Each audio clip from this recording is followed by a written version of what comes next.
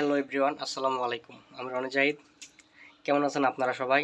আশা করি সবাই ভালো আছেন। তো অনেক দিন পর আজকে একটা ভিডিও নিয়ে চলে আসলাম। অনেক দিন পর বলতে আসলে আবহাওয়ার যে অবস্থা যা বোঝেনি তো, খুবই খারাপ অবস্থা। সারা দিন মেঘ করে থাকে, সারাক্ষণ অন্ধকার হয়ে থাকে, যার জন্য ভিডিও করা হয় না। তো আজ অনেকগুলো আপডেট জমে গেছে, তো আজকের ভিডিওতে একটা আপডেট আপনাদের জানাবো।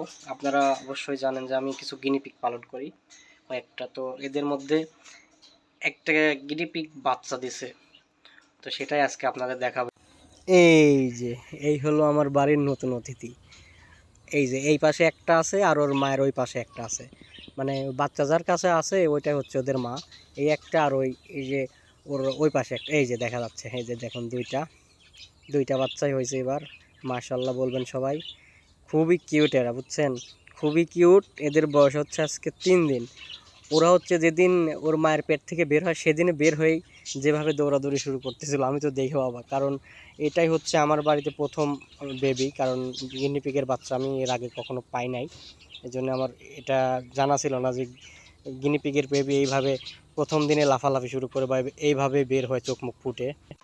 ওরা যেদিন হয়েছে সেদিন থেকে ওদের আদর করার জন্য আমার মনটা ছটফট করতেছে, কিন্তু আসলে আমি ভয়ে ধরতেছি না। যেহেতু আমার গিনিপিগের বাচ্চা এবার আমার বাড়িতে প্রথম বাচ্চা দিয়েছে, আমার অভিজ্ঞতা নাই। যদি ধরলে হচ্ছে ওর মা দুধ খাওয়ানো বন্ধ করে, সেভাবে ধরতে পারতেছি না। কিন্তু আসলে ওদের আদর করার জন্য আমার মনটা আনচান করতেছে।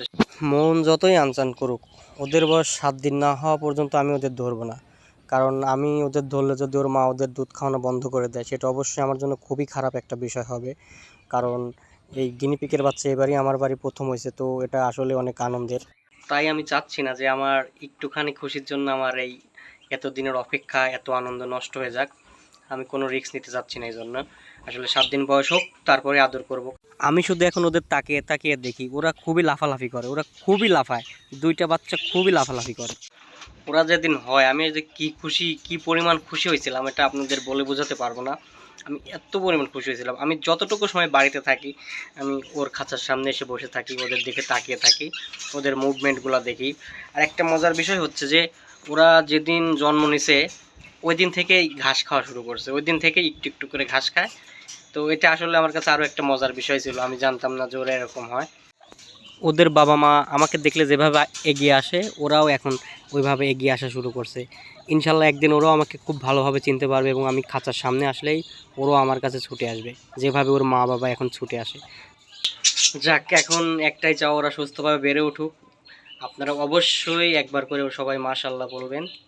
আর একটা কথা বলি যে আগামী যে ভিডিওটা হবে, মানে আজকের ভিডিওর পরবর্তী যে ভিডিওটা হবে, সেই ভিডিওটা খুবই ইন্টারেস্টিং একটা ভিডিও হবে। আপনারা অবশ্যই অবশ্যই দেখবেন, খুবই ইন্টারেস্টিং একটা ভিডিও হবে। আশা করি আপনাদের সবার ভালো লাগবে। তো ততদিন পর্যন্ত আপনারা সবাই ভালো থাকবেন, দেখা হবে পরবর্তী ভিডিওতে। আসসালামু আলাইকুম।